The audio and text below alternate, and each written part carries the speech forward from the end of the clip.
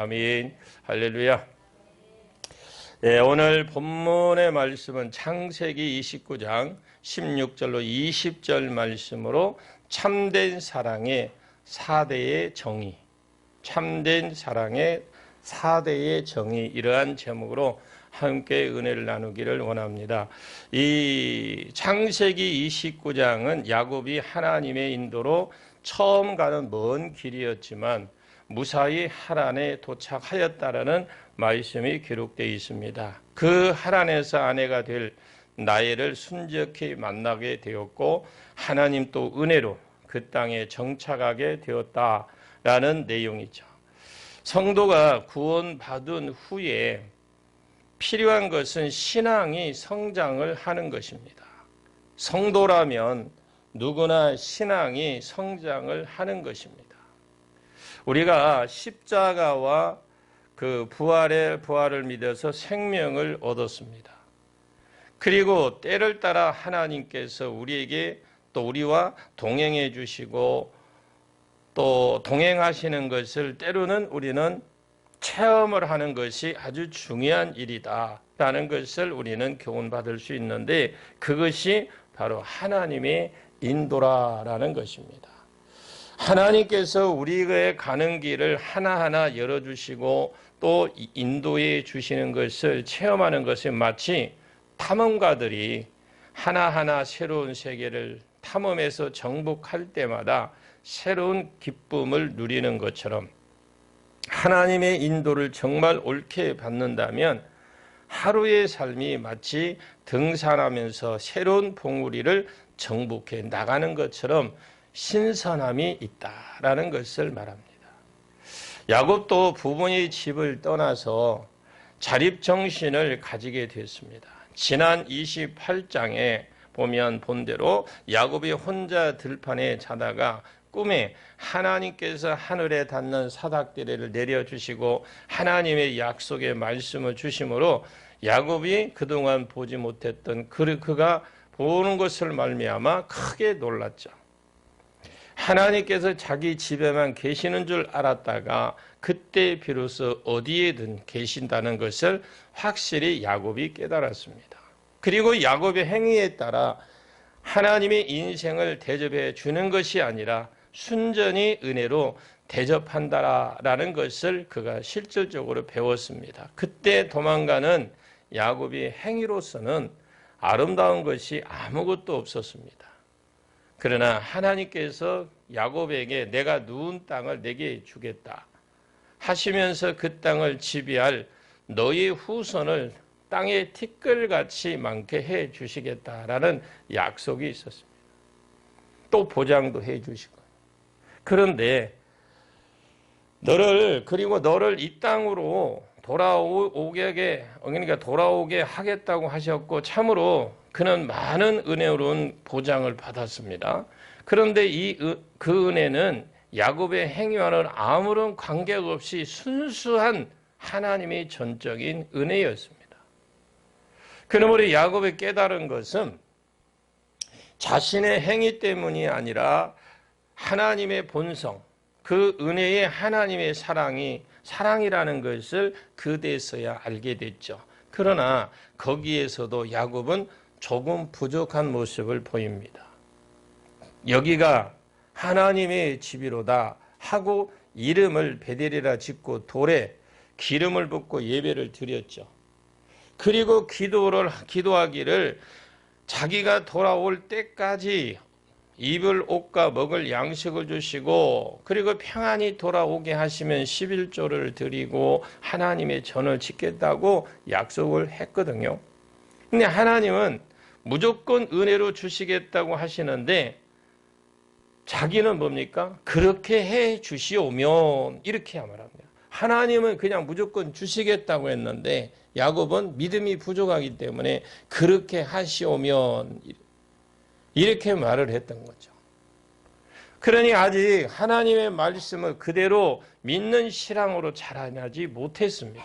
마찬가지로 오늘날 저와 여러분도 마찬가지로 하나님께서 주시겠다고 약속했으면 그대로 믿어야 되는데 하나님 그렇게 해 주시오면 이렇게 하는 그런 믿음은 아니라는 거예요. 이 사실을 볼 때에 우리가 성경을 배운다고 해서 그만 배운 만큼 금방 어떻게 해요? 믿음이 쑥 자라나는 것이 아닙니다. 성경을 가르쳐 보면 어떤 사람은 30% 정도 받고 어떤 사람은 70% 받고 어떤 사람들은 90% 정도 받습니다. 말씀을 받아들이는 수준이 다 다르다 이 말씀인데, 마치 우리가 음식을 먹으면 어린아이는 소화를 제대로 못하고 그대로 통과를 잘 하지만 장성하면 갈수록 소화를 잘 시켜 나갈 수 있는 것처럼 하나님께서 말씀을 많이 주셔도 그것을 다 감당하지 못하는 경향들이 있다라는 것입니다. 야곱도 직접 말씀을 들은 그런 은혜를, 특별한 은혜를 받았지만 부족했습니다. 여러분이 부족함이 다시 한번 회복되기를 주의 이름으로 축복합니다. 그 부족함 때문에 여러분의 신앙생활하는데 어떤 응답의 조건이나 환경의 조건이 지연되지 않기를 바랍니다. 그러니까 우리는 하나님께서 어떤 말씀을 주느냐, 어떻게 너희가 내가 그렇게 해 주겠다라는 할 것이다 라고 하면 아멘하고 해야 됩니다. 그렇게 해 주시오면이 아니라 감사합니다. 아멘이요. 아멘이요 하는 겁니다. 아멘. 그러나 한 가지 참으로 귀한 것은 아침에 일어나서 예배를 드렸다라는 거예요. 여러분 예배가 회복되기를 주의 이름으로 축복합니다. 예배를 드린다라는 것은 이제부터 이제 예배를 드린다라는 그 지금 야곱의 여기의 말씀은 바로 이제부터는 하나님 말씀대로 살겠습니다 하는 순종의 약속을 하는 것이기 때문에 그렇습니다. 오늘 또 우리가 교회에 올라와서 예배를 드릴 때에 말씀을 듣는 대로 깨닫는 대로 걸어가시기를 주의 이름으로 축복합니다. 순종하겠습니다 하는 마음이 없다면 이건 참다운 예배를 드리는 것이 아니겠죠. 그저 올라와서 참석한 것이지 예배를 드리는 것은 아니라는 겁니다. 예배란 예의를 다 하여서 절한다라는 것이니까 하나님께 예의를 다하는 태도는 하나님의 말씀을 듣고 그대로 믿는 것입니다. 옛날에는 어떻게 우리는 고신책에서 가르쳐 배웠냐면요. 주일학교 때부터 중고등부 이렇게 주일학교 때부터 때문에 예배 자세가 똑바로 해야 예배를 잘 드리는 거다고 드렸어요. 그러니까 이게 지금에 와서 보면 왜 그때 그렇게 예배를 그냥 자세만 똑바로면 예배 잘 드리는 줄 알았다니까요. 그래서 예배 시간 되면 그냥 굉장히 거룩해지려고. 근데 내가 말씀을 깊이 보니까 그게 아니라 어떻게 해요? 그냥 말씀을 듣고 어떻게 해요? 그대로 믿고 순종하는 게 예배를 잘 드리는 거거든요. 그래서 삶 속으로 예배가 이어지는 것이다. 이렇게 배웠으면 쉬울 걸. 그대로 순종하는 것인데 야곱이 이 신앙이 이제 좀 자라났습니다. 그리고 출발해 가는데 그 약속의 말씀대로 하나하나 성취되어 가더라는 내용인데 그것이 바로 하나님의 전적인 인도예요. 그러니까 여러분 오늘 저와 여러분에게 물론 방송을 시청하는 분이 계시면 그분도 똑같겠지만 이 말씀을 듣는 여러분에게도 그지만은 하나님의 전적인 인도가 있기를 원합니다. 그런데 하나님의 인도가 있기 전에 뭐냐면 야곱은 믿음이 어떻게 조금 성장을 했다. 여러분이 믿음이 성장할 때 하나님의 인도가 더 크다라는 거죠. 우리가 하나님 말씀을 배운다고 그냥 배운 대로 그대 걸어가고 순종해 갈 때 하나님께서 그 약속하신 말씀을 그대로 이루어 주시는 또 인도해 주시는 하나님이십니다. 그것을 통해서 하나님께서 나와 함께 해 주시는구나. 그것을 체험하게 되는 것입니다. 그런데 그것이 바로 하나님의 인도의 일종의 체험적인 신앙이다 이렇게 말하죠. 자, 오늘 본문 16절과 17절을 같이 한번 보겠습니다. 시작. 라반에게 두 딸이 있으니 언니의 이름은 레아요 아우의 이름은 라헬이라. 레아는 시력이 약하고 라헬은 곱고 아름다우니. 예, 여기에 레아의 눈의 시력이 좋지 못하여 눈매가 곱지 못했던 모양인데 여기에 뭐 시력이 좋아서 뭐 시력이 안 좋아 안경 껴야 된다 그런 뜻이 아니라 이 원어에 좀 더 가깝게 우리가 원어를 풀어볼 수 있는 것은 눈매가 곱지 못하다. 그러니까 눈이 어떻게 해요? 조금 뭐 그냥 거시기하다 그래요. 사람이 매력에는 눈에 많이 있다고 하잖아요. 내 안은 시력만 나쁜 것이 아니라 그 맵시가 그렇게 좁지 않을 뿐만 아니라 좀 그러니까 말 그대로 매력이 좀 없었던 것 같아요. 그런데 나이는 뭐라고 그래요? 곱고 아름다우니 생김새도 곱고 행동도 여성다웠던 모양인데 여러분 겉모습만 보지 마시길 바랍니다. 그래서 여러분 지난번에 말씀드렸던 레아는 그래도 괜찮은데 라헬은 뭐가 부족하다고 그랬어요? 믿음. 라헬은 기도했다라는 말이 하나도 없어요. 그리고 뒤에 가서 우리가 먼저 이야기도 했었지만 우리가 그 모세오경에서 배웠나요? 그 뒤에 가서 보면 어떤 일이 있냐면 지금 언니가 아이를 쑥쑥 잘나니까 그때에서 하나님 나도 하나 주세요 했을 때 얘 기도하니까 하나님 주셨어요. 아멘 해봐요. 다 들은 이야기잖아요. 나도 하나 주세요 했을 때 기도했을 때 하나님이 주셨다니까. 자, 기도가 그만큼 중요합니다. 자, 얼굴이 예쁜 얼굴에다가 여성에게 어울리는 자태까지 갖추었으니 호감이 같다 이 말씀인데 그리고 이 라헬이 양떼를 치러 다닌 것을 보면 가정에서도 참 활달하고 봉사도 잘했다라는 것을 우리에게 교훈을 줍니다. 자, 그래서 18절을 한번 보겠습니다. 시작. 야곱이 라헬을 더 사랑함으로 대답하되 내가 외삼촌의 작은 딸 라헬을 위하여 외삼촌에게 7년을 섬기리이다. 예, 여기 한 달 있는 사이에 라헬을 사랑하게 되어서 두 사람의 교제가 좀 이제 이루어졌는 것 같은데 만나기도 제일 먼저 만났고 하여서 가장 관심이 많았던 모양입니다. 그런데 이 부분에서 야곱이 실수를 했다고 볼 수 있습니다. 물론 연애하는 것은 죄가 아닙니다. 중매 결혼만이 잘하는 것이라고 고집할 수도 없습니다. 사람마다 성격이 다르잖아요. 근데 어떤 사람은 연애를 잘해서 중매 결혼 시킬래야 시킬 수도 없고 어떤 사람은 연애를 시키려고 해도 안 되는 사람이 있어요.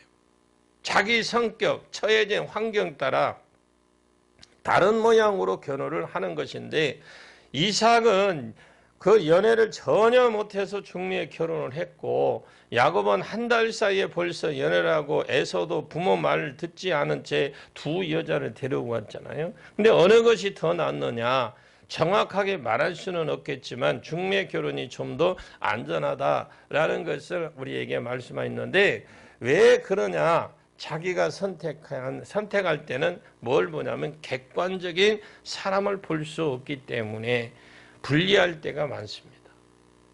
여기서 야곱도 라헬을 왜 연애했다고 했습니까? 그러니까 야곱은 아름답고 라헬은 곱고 아름다웠기 때문이다 그러는 거죠. 그런데 나중에 보면 이 라헬이요 성격이 드러나는 걸 봐요. 이 성격이 날카로운 것을 볼 수 있는데 한번 창세기 30장 1절을 한번 보겠습니다. 창세기 30장 그 뒤에 1절인데 시작. 라헬이 자기가 야곱에게서 아들을 낳지 못함을 보고 그의 언니를 시기하여 야곱에게 이르되 내게 자식을 낳게 하라. 그렇지 아니하면 내가 죽겠노라. 예, 이게 완전 뭐 시기도 아니고 협박도 아니고 나로 자식을 낳게 하라. 그렇지 않으면 내가 죽겠노라 하고 야곱에게 달려들죠. 그리고 야곱의 생애의 전체를 이렇게 살펴볼 때에 하나님께서 야곱에게 주시고자 한 아내는 레아라고 보는 것이 더 정확합니다. 왜냐? 레아가 유다를 낳고 레아가 레위도 낳았어요. 야곱에게 있어서 자기 후손으로 예수님이 오시는 것이 제일 중요한데 예수님께서 오신 계통은 레아 계통이라는 것을 우리는 알아요. 제사장 지파인 레위 지파도 레아를 통해서 나왔습니다. 이 사실을 볼 때에 야곱이 첫날 밤에 나엘인 줄 알고 속아서 레아와 결혼했지만 라헬과는 다시 결혼을 안 했어야 맞다라는 것이 우리가 볼 때의 관점이죠. 그런데 외삼촌에게 뭐라고 그래? 속았다라는 거죠. 내가 약속했던 나엘이 아니다라는 거예요. 해서 다시 나엘을 아내로 삼았기 때문에 가정에 많은 문제들이 생기는 것을 봅니다. 그러므로 인간적인 표준으로 사람을 구하면 실패하기 쉽다라는 것을 야곱을 통해서 우리에게 가르쳐 주는데, 얼굴이 예쁘니까 돈이 많으니까 하고 결혼하면 실패를 합니다. 신앙과 성격과 인격을 보고, 아멘, 신앙도 보시고 인격도 보시고 성격도 보시고 결혼해야 순탄히 걸어갈 수 있습니다. 이 야곱은 이 예쁜 나엘을 연애함으로 7년이나 모슴살이를 하겠다고 하니 결혼을 위해서 굉장한 이 대가를 지불하는 것입니다. 야곱같이 부지런한 일꾼을 7년씩이나 부려먹으니 굉장한 겁니다. 결혼을 위해서 많이 기도하여서 하나님의 인도를 받아야만 되는데, 야곱은 외삼촌 댁에 가는 것까지는 인도를 잘 받았어요. 전적인, 그러니까 하나님이 그에게 야곱이 라반의 집에까지 갈 때까지 인도를 잘 받았어요. 그런데 잘 받았던 그가 정작 중요한 결혼의 문제에서는 자기 생각대로 해버렸습니다. 우리는 하나님의 인도를 받을수록 하나님을 더욱 의존해야 될 줄로 믿습니다. 그런데 흔히 이런 경향들이 있어요. 하나님의 인도를 받고 체험을 좀 하게 되면 그만 우쭐우쭐 하면서 실수를 하는 경우들이 간혹 보입니다. 처음에는 하나님의 인도를 받고자 간절했던 사람도 약간의 체험을 하다 보면 자기 이도주에 대해서 둥탕둥탕 거리다가 엉뚱한 짓을 하는 것을 봅니다. 야곱도 마찬가지예요. 외삼촌 말씀을 들었을 때에 신중히 하나님께, 하나님 이럴 때는 어떻게 해야 돼요? 라고 한 번쯤만 물어봤더라면, 또 결혼을 위해서 하나님은 분명한 인도를 받기 위해 의논만 했더라면 틀림없이 가장 합당한 인도를 주셨을 텐데, 야곱은 자기 판단대로 예쁜 나일을 위해서 7년을 걸어 일을 했습니다. 이때 외삼촌이 안 된다고 했다면 아마 그 야곱이 기도를 했을지는 모르겠습니다. 그냥 외삼촌은 좋다고 하니까 일이 잘 되어가는 것 같잖아요. 이 사실을 볼 때 하나님 뜻대로 걷지 않을 때는 일이 잘 된다면 나중에 그것이 오히려 큰 거침돌이 된다는 것을 우리에게 전적으로 교훈해 주는 말씀이죠. 자, 19절 시작. 라반이 이르되 그를 내게 주는 것이 타인에게 주는 것보다 나으니 나와 함께 있으라. 그러니까 라반이 안 된다고 했더라면 야곱이 기도를 했을 건데, 그냥 뭐 아무 생각 없이 괜히 승낙을 하니까 문제가 생긴 겁니다. 하나님 뜻대로 걷지 않은데도 일이 된다면 그것은 오히려 실패를 가중시키는 것이 된다는 것을 교훈해 주시고, 모세가 율법을 받고부터 근친 결혼 금지 조항이 나오거든요. 모세가 시내산에서 율법을 받고 난 이후부터 근친 결혼이 금지가 돼요. 그 전까지는 근친 결혼이 허용이 됐습니다. 왜냐? 아담과 하와로부터 난 자는 모두가 근친 결혼을 했어요. 그때는 근친 결혼하지 않으면 상대가 없었잖아요. 모세가 율법을 받을 때 이스라엘 인구가 200만이나 되었기 때문에 근친 결혼하지 않아도 얼마든지 결혼할 수가 있었기 때문에 근친 결혼을 할 수 없도록 율법을 주셨는데, 야곱이 자기 외삼촌과 결혼하는 것은 범죄가 아닙니다. 그래서 20절을 보시게 되면 요즘 말로 야곱이 연애를 해도 멋있게 한 걸 봐요. 아주 그냥 연애를 해도 멋지게 했습니다. 20절 시작. 야곱이 라헬을 위하여 7년 동안 라반을 섬겼으나 그를 사랑하는 까닭에 7년을 며칠같이 여겼더라. 여기 보면 7년을 머슴살이를 하면서도 얼마나 그 사랑하고 얼마나 좋았던지 며칠 동안 가는 것처럼 했다. 좀 뭐 과장된 것 같고 그런데 왜냐하니까 너무 사랑해서 나엘과 결혼할 수만 있다면 7년이 아니라 어떻게 해요? 10년이라도 할 심정으로 희생을 지불했다라는 말이에요. 7년이 지루하다면 게으름을 피우면서 일을 슬슬 하겠지만 야곱은 7년이 수일같이 어떻게 해요? 여기며 봉사했다. 정말 사랑에는 열정적인 사람인 것 같아요. 생활하면서 굉장히 근절했다라는 것을 말해주는 것인데, 그리고 야곱의 경우를 볼 때에 참다운 사랑에 우러나오는 봉사는 계산이 없는 봉사를 한다라는 거죠. 여러분, 사랑하는 사람을 위해서 뭐가 아깝겠습니까? 7년을 수일같이 여기며 일했으니까 계산을 전혀 하지 않고 그냥 일을 했다라는 건데, 우리가 주님의 사랑에 감격하여 봉사할 때도 이와 같이 할 수 마찬가지입니다. 복받기 위해서 따져가면서 봉사한다면 이건 옳은 봉사가 아닙니다. 주님의 놀라운 사랑에 감격하고 내 생애를 다 바쳐 일하겠습니다 하는 자세로 걸어간다면, 가다 보면 하나님께서 필요할 때에 합당한 은혜를 주시는 것이지 계산하며 봉사는 옳은 봉사가 아닙니다.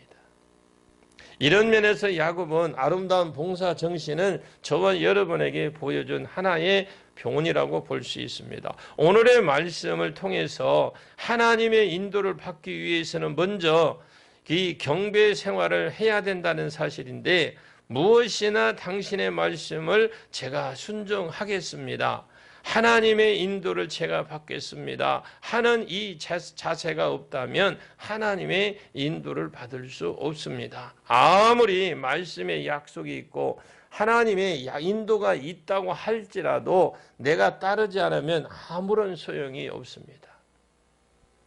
구름기둥, 불기둥이 있을 때 따라가야 돼. 인도가 되는 것이지, 따르지 않으면 인도를 못 받잖아요. 여러분, 낮에는 구름기둥, 밤에는 불기둥처럼 매일 그들에게 하나님 훈련시키죠. 가라, 구름이 서면 섰고 가면 따라가고, 이렇게 훈련을 통해서 하는데, 구름기둥, 불기둥은 계속 가나안을 향하고 가고 있는데 어려움이 있다고 해서 애굽으로 돌아가자고 하였기 때문에 광야 생활 40년씩이나 오랜 시간이 걸렸습니다. 그러므로 하나님의 인도를 우리는 받으려면 어디로 인도하든지 그대로 따라가시길 바랍니다 하는 이런 자세가 되어야 된다는 거예요. 그런데 흔히 계산적인 사람들은 이런저런 좋은 것을 주시면 그냥 따르겠습니다 하는, 이렇게 하는 것은 하나님을 이용하려고 하는 자세라고 볼 수 있어요. 자, 하나님은 절대로 이용당하지 않습니다. 아멘. 따라합니다. 하나님은 절대로 이용당하지 않는다. 예, 그걸만 명심하시면 돼요. 하나님은 저와 여러분을 쓰셔요. 우리가 하나님께 쓰임받는 것이지 우리가 하나님을 이용할 수 없습니다. 야곱이 이 앞에 창세기 28장에서 순종하겠나이다 하는 태도가 있었기 때문에 정확한 인도를 받은 줄로 믿습니다. 또 하나님의 정확한 인도를 받기 위해서는 지난날 받았던 말씀을 상고하면서 말씀을 다 사용해야 될 줄로 믿습니다. 이정만 바랄 것이 아니라 우리에게 주신 현재의 처지에서 자기 지혜와 재능을 써서 순종하면서 걸어가야 돼. 그런데 우리가 보면 사소하게 그냥 아픈 거 있다면 진짜 하나님 앞에 매달려 보세요. 형식적으로 하지만 하나님이 그냥 해주고 안 해주고 이런 게 없다니까요. 여러분 진짜 하나님 매달려 보십시오. 오늘 보면 야곱을 우리는 통해서 자세히 들여다보면 그가 막상 기도하지 않은 응답이 없었어요. 또 레아도 보면 하나님께서 낳았을 때마다 하나님이 주셨네 했거든요. 근데 그 시기에서 시기한 결과 기도 한 방 했더만 어떻게 해요? 라헬도 아기를 주잖아요. 여러분, 기도는 능력이 있어요. 기도는 여러분 하나님이 듣고 계시는 거예요. 이 기도의 자리가 얼마나 중요한지 몰라요. 그리고 어디를 가든지 하나님이 주신 처소인 줄 알아서 그곳에서 적응해 나갈 때 점점점 더 은혜를 주고 인도해 주실 줄로 믿습니다. 자, 야곱이요, 양떼에게 물을 먹이고 그 집에서 열심히 일해주고 한 것은 자기에게 주어진 처지에서 최선을 어떻게 해요? 다 한 것을 보여준 것입니다. 내게 맡겨준 일 최선을 다한 거예요. 언제나 우리 하나님의 백성은 어느 곳에 어느 집에 가든지 어느 교회에 가든지 봉사에 앞장서는 사람이 될 때에 쓰임받는 일꾼이 된다는 것을 아시길 바랍니다. 가정에서 교회에서 언제나 찾아서 일을 하십시오. 그러면 이렇게 할게요. 교회에서 빼라면 아멘 안 할 것 같으니까 가정에서 언제나 일을 찾아서 하십시오. 그러면 이제 교회에서도 찾아서 하십시오. 예, 여러분들이 이게 아무것도 아닌 것 같아요. 근데 영적 세계를 보면 진짜 놀라운 일들이 있어요. 이런 부지런한 자는 하나님께서 사람을 통해서 쓰시거든요. 하나님은 사람을 통해서 역사하시고 쓰시고 환경도 바꿔줄 능력도 나타나는 겁니다. 야곱이 또요, 쓸모있는 사람이 있기 때문에 외삼촌이 무엇이 내 보수가 되겠느냐 하면서 고용 계약에 제어를 받습니다. 빈둥빈둥 놀았다면 누가 그렇게 하겠습니까? 저는 이것을 굉장히 중요하게 봅니다. 여러분이 보이지 않는다 할지라도 최선을 다할 때에 분명히 하나님은 그걸 보시고 보답을 해 주십니다. 그러므로 우리는 어디 가든지 항상 봉사를 해나가는 저와 여러분 되시길 바라고, 그럴 때 가장 필요한 곳에 가장 필요한 일을 맡겨주신다는 것을 기억하시면서 일의 귀천을 가리지 말고 하나님 앞에 성실하게 감당하시기를 주의 이름으로 축복합니다. 자, 야곱은 이제 우리가 1절에서 그 마지막 지금 몇 절부터 봤어요? 6절, 16절부터 봤나요? 20절까지 이렇게 한 절씩 사건 내용을 우리 봤죠. 본문은 야곱이 라헬을 사랑하는 장면을 통해서 진짜 참 사랑이 무엇인지를 알려주는데, 참된 사랑이 뭐냐? 첫째로 대가를 바라지 않습니다. 그래서 본문은 야곱이 형 에서를 속입니다. 그리고 뭐예요? 장자권을 빼앗고 나서 형을 또 피해서 하란에 사는 외삼촌 나반의 집으로 도망에 쳐서 일어났던 일인데, 근데 나반의 집에 도착 한 달쯤 지났을 때 제가 반복해 드립니다. 여러분 잘 정리를 하십시오. 나반이 야곱에게 말합니다. 야곱아, 내가 내 조카지만 공짜로 일할 수 없다. 대가를 주려는데 어떤 대가를 원하느냐? 이랬을 때에 라헬을 사랑했던 야곱은 그럽니다. 외삼촌, 라헬을 아내로 주옵소서. 라헬을 위해서 7년을 섬기겠습니다 하는 것이 오늘 본문 18절인데, 야곱은 다른 대가를 바라지 않고 사랑하는 라헬을 위해서 7년을 봉사하겠다라는 겁니다. 사실상 야곱이 그런 마음을 가진 것 자체가 기적이에요. 그는 태어날 때부터 형의 뒷발꿈치를 잡고 태어날 정도로 욕심이 많았지만 사랑하는 사람 앞에 순수해졌어요.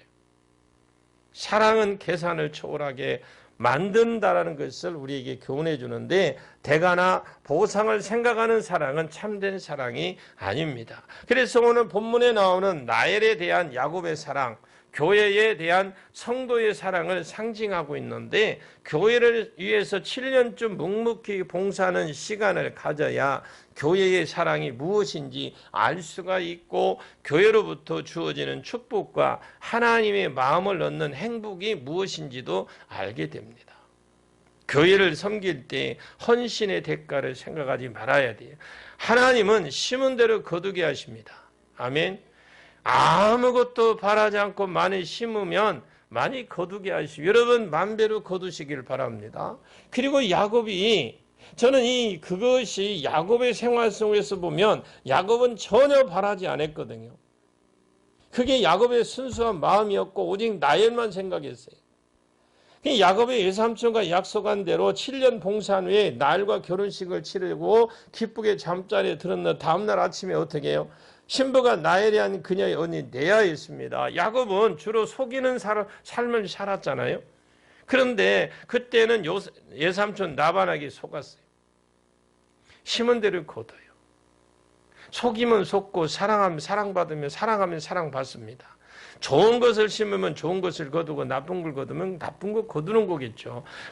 말도 좋은 말을 심으면 좋은 말이 듣지만 나쁜 말을 심으면 그게 메아리처럼 내 앞에 돌아오는데 남의 잘못이 보이시거든 내게는 그런 잘못이 없는지 한번 보살필 수 있는 시간이 필요합니다. 남의 어떤 잘못이 잘 보이는 것은 그 잘못이 내게도 있기 때문에 경우가 많습니다.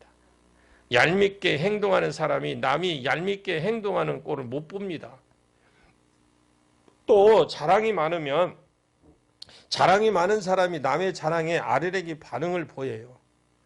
돼지의 눈에는 배설물이 잘 보이고 성자의 눈에는 은밀한 진실이 잘 보이는 거죠. 비판주의자는 비판을 받는 것도 제일 많을 때가 많아요. 그 사실을 생각하면 남의 잘못에 대해서 너그러워질 수 있기를 바랍니다. 내가 그와 비슷한 조건과 환경에 있으면 더 잘못된 행동을 할 수 있음을 알기 때문에 그렇습니다. 내 입에서 비판하는 말보다 오히려 행복을 또 축복하는 말이 많이 나오게 할 수 있는 그것도 중요하다는 거예요. 여러분, 남을 축복하면 내게 축복이 오고 남을 저주하면 내게 저주가 와요. 늘 말과 행동으로 좋은 것을 심으시길 바랍니다. 축복의 말을 많이 해주시면 대가를 바라지 않고 묵묵히 그 사랑의 손길을 펼치면 언젠가 그 축복의 말과 사랑의 손길이 축복으로 변해서 내게로 돌아올 줄 믿습니다. 두 번째로는 쉽게 변하지 않는 거예요. 야곱은 나일을 얻으려고 7년을 봉사하면서 그 기간을 며칠같이 수일같이 며칠같이 여겼다 20절에 말하는데 나일은 사랑했기 때문에 그래요. 그 결과가 참된 사랑은 세월이 지나거나 환경이 힘들어도 쉽게 변하지 않습니다. 하나님을 사랑하는 방법 중 교회를 변함없이 섬기는 것만큼 위대한 방법은 없어요. 교회의 부족함을 채워주고 연약함을 덮어주기 바라기를 바랍니다. 덮어주세요. 덮어줘. 교우도 힘써 사랑하시고요. 교회에서 누구도 보고 싶지 않을 만큼 교회를 미워하지 않기를 바랍니다. 가끔 전략적인 외면을 할 때도 사랑하고 축복하는 마음을 변함없이 할 수 있기를 바랍니다. 서로 미워하면 하나님이 가장 마음을 아파하세요. 자, 사랑이 쉽게 변화되지 않게 하려면 어떻게 해야 되느냐? 예수님과 진리 그 안에, 예수님과 그 진리 안에서 내가 변화가 돼야 돼요. 기독교와 미신의 가장 큰 차이는 미신은 환경의 변화를 추구하겠지만 기독교는 자신의 변화를 추구한다는 거죠. 미신에는 자신의 변화란 개념이 없기 때문에 팔자와 환경을 고치는 것에 몰두하지만 이 기독교에서는 환경의 변화에 전에 그 환경의 변화 전에 자신의 변화를 통해서 환경을 극복하는 것입니다. 여러분, 환경을 극복하시면 내가 변하면 환경을 극복해 지어요. 근데 환경이 변화되는 것을 보지 마시고 내가 환경을 극복하는 겁니다. 그렇게 환경을 극복하면 점차 환경도 변하고 자신도 변해간다는 거예요. 가끔 예수님을 믿어도 성격이 안 변하는 이야기를 하거든요. 그렇지만 예수님을 바르게 잘 믿으면 성격도 변해요. 기본 성격의 틀과 흔적은 있어요. 그거는 안 없어져요. 그런데 여러 부분은 많이 변화되는 걸 봅니다. 그런 변화가 있기에 교회 생활 자체가 행복한 것입니다. 처음에는 주일 예배도 간혹 빠졌지만 점차 주일 성수는 기본적인 상태에서 꾸준히 제자를 지키는 교우를 보면 다 힘이 나죠. 본인도 힘이 나고 그는 목회자가 볼 때 그런 신앙 예배가 회복이 되고 이런 걸 보면 목회자도 굉장히 힘이 되는 거죠. 그 자리를 메꿔준다라는 그 힘이 아니라 그 한 사람 한 사람의 신앙 회복이 되는 걸 볼 때 가장 행복함을 느끼죠. 영적인 거룩한 욕심이 무엇보다 자기 변화에 두십시오. 영적인 어떤 욕심, 변화에 대한 욕심보다 나 자신의 변화에 그 더 관점을 두시고 잘 믿으면 반드시 변하게 되어 있어요. 자기 변화를 이루면 변함없는 사랑과 믿음을 가질 수 있는 능력도 더 훨씬 커진다는 거예요. 세 번째는 즐겁게 헌신하십시오. 야곱이 7년간 봉사를 하면서 7년을 며칠같이 여긴 것은 나엘에 대한 사랑으로 헌신이 즐거웠기 때문인데 그런 마음으로 가족을 사랑하고 교회를 사랑하는 여러분 모두가 되시길 바랍니다. 교회를 섬기다 보면요, 마음 아픈 일이나 힘든 일이 그런 일도 생겨요. 때로는 권태기가 또 찾아옵니다. 그래도 교회를 위해서 헌신할 때에 7년을 며칠같이 여길 정도로 즐겁게 헌신하면 그처럼 복된 삶이 없습니다. 즐겁게 헌신하면서 우리 교회에 대한 험담, 비판 최대한 여러분 삼가하십시오. 험담과 비판을 들을 대상에게도 상처가 되지만 하나님께서도 상처가 됩니다.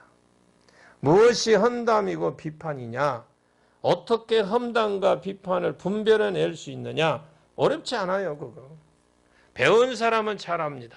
말씀을 잘 배우고 자격지심을 극복하고 교회 생활과 가정 생활을 잘하는 사람이 더 잘합니다.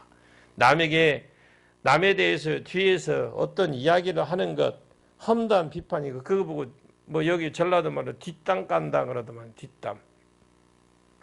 만약에 그렇다면 입을 꼭 닫고 살아야 되는데 그럴 필요 없죠. 여러분 비판과 험담은 보응으로 되돌아오지만 사랑과 격려는 보상으로 되돌아와요. 이건 보상받는 자가 되셔야죠. 남에게 축복 말 한마디 해주면 그 말을 듣는 사람에게도 복이 임하겠지만 그 말을 하는 사람이 더욱 큰 복임을 믿으십시오. 주님을 사랑하고 교회를 사랑하면 교우도 힘써 사랑하십시오. 성공적인 인생의 기준은요, 능력과 재력의 크기에 있지 않습니다. 사랑과 용서에 대한 크기에 있다라는 거죠. 또한 잘 산다는 것도 시간의 길이가 아닌 사랑의 길이에 좌우합니다. 10년을 헌신 없이 교회 다니는 것보다 1년을 즐겁게 헌신하면서 다니는 것이 잘 사는 것이고 행복한 것입니다. 여러분 교회 오는 것이 즐거워지길 바랍니다. 얼마나 즐거운 것만큼 좋은 거 없어요. 이왕이면 즐기면서 신앙생활 하십시오. 왜 선교와 구제가 여러분 중요할까요? 하나님의 거룩한 비전 성취를 위해서도 중요하지만 사람 편에서 보면 선교와 구제에 동참을 하면서 더 성숙해지고 행복의 키도 부쩍 자라나기 때문에 그렇습니다.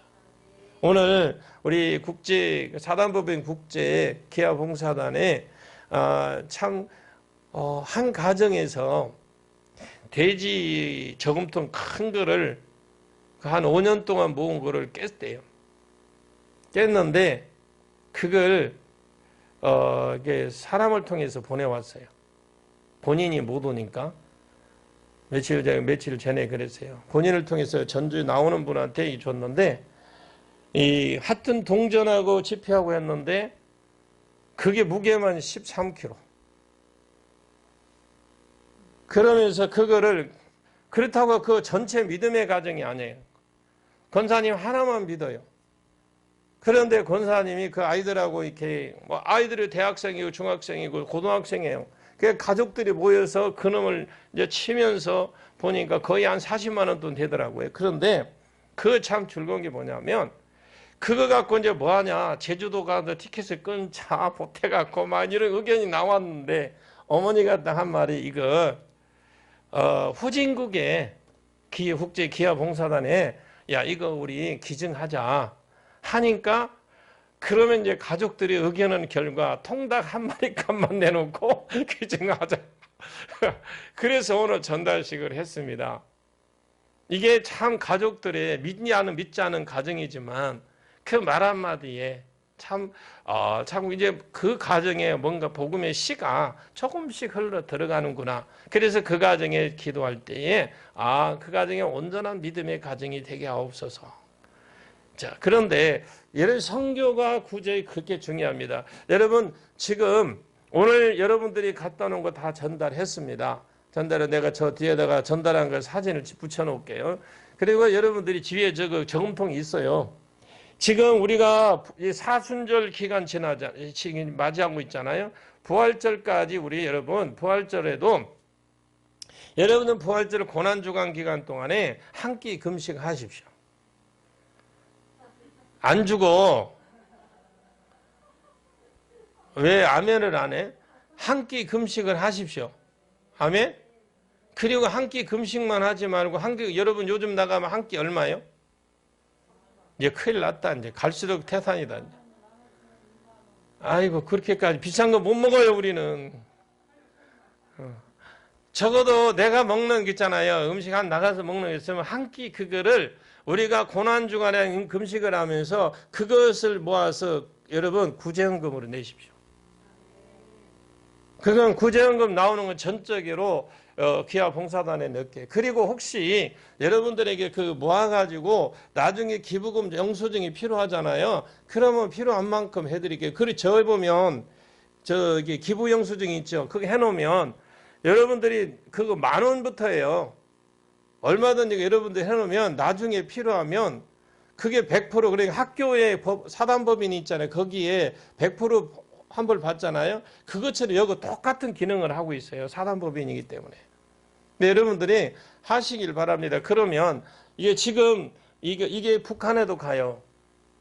지금 북한에 선교사님 가 있어요. 봉제공장하고 지금 평양에다가 장애인 복지 허가가 떨어져서 준비하고 지금 시작을 했을 겁니다. 그분은 카나다 국적을 가지고 있어요. 남편은 카나다에서 그 북한에 저 우회 지방 봉제 공장을 해요. 남편은. 그리고 부부간에 아내 선교사님은 평양에 가서 지금 하고 있고요. 그리고 후진국에 지금 이 아이들 이걸 전체적으로 가고 있으니까 여러분들이 기도도 많이 해주시고 하면 좋겠습니다. 무슨 홍보대사 같네요. 그건 아닌데. 여러분 순수하게 참여할 수 있기를 바랍니다. 그리고 순수하게 선교할 때 체험하는 사실이 무엇이냐? 그건 바로 선교의 문이 열리면 축복의 문도 열려요. 그리고 선교와 구제에 관심을 가지고 즐겁게 헌신할 때 마이너스가 없더라고요. 십자가 더하기 표인 것처럼 놀라운 축복이 더해질 줄로 믿습니다. 자, 시간 됐지만 하나만 더 말씀드리겠습니다. 네 번째로는 힘들 때 후퇴할 수 없는 것입니다. 여러분 후퇴하지 마십시오. 힘들다고 후퇴해서는 안 돼요. 어디선지 헌신적으로 봉사하다가 보면 힘든 상황을 만납니다. 그때 봉사가 후퇴하지 않게 하라 이렇게 하시길 바라는데 왜 하나님께서 어려움을 허락하시느냐? 왜 어려움을 허락하시는가? 그것을 자를 것은 자르고 또 살릴 것은 살리라는 하나님의 뜻이에요. 그러니까 어려움이 생기면 나쁜 것을 우리는 잘라내십시오. 나쁜 습관 잘라내고 미움, 원망 잘라내고 잘못된 언어, 게으름과 나태를 잘라내시길 바랍니다. 반대로 좋은 것은 더욱 살려내시길 바랍니다. 그리고 말씀과 기도의 시간을 살려내고 봉사와 섬김의 자리를 더 살려내는 귀한 종들 되시길 바랍니다. 그래서 비전을 가지고 좋은 비전을 가지시고 봉사의 삶에 그 삶 자체가 행복한 겁니다. 비전은 최종적으로 선교와 봉사로 귀결이 되시길 바라고 선교와 봉사의 비전을 가질 때 결국 성공하는 인생이 되고 선교와 봉사의 비전을 이룰 때 결국 실패의 인생이 되는 거예요. 힘들고 어려울 때도 성령님의 도우심을 입어서 선교와 봉사 비전을 지속시키시길 바랍니다. 이거 보면 고난주간 동안에 그 한 끼 금식하라니까 이제 부담이 클 건데 여러분 거룩한 부담을 가지시길 바랍니다. 가지셔야 돼요. 그리고 여러분들이 지금 미얀마를 위해서 기도하십시오. 지금 미얀마에 우리 한국 선교사들이 지금 엄청 들어가 있거든요. 그런데 지금 한국 선교사들도 피해를 어마어마하게 보고 있습니다. 지금 우리 전영희 선교사님이라고 그때 여기 오셔서 한번 하셨던 분도 거기에 고아원에 있는데 다행히 양곤하고 그쪽에서 좀 멀리 떨어진 곳이래요. 한 2시간 거리 떨어져서 아직 그거는 평온하다는데 요즘에는 저녁에 되면은 경찰들을 사복을 입혀가고 집회에 참여했던 애들 전부 데려가고 때리고 막 잡아가고 그런대요. 그래서 그 평안을 위해서 기도하시길 바랍니다. 자, 근데 예수님은 씨 뿌리는 비유에서 처음에 기쁘게 시작했다가 환난을 박해나 있다고 포기하는 사람들은 돌과 같은 밭이다. 이렇게 말을 합니다. 그러면 돌과 같은 밭은 결실이 없다는 뜻이죠. 어려운 일 있어도 봉사에는 방학이 없게 하시기 바랍니다. 힘들어도 묵묵히 봉사하시고 마음의 상해도 묵묵히 봉사의 자리에 있으십시오.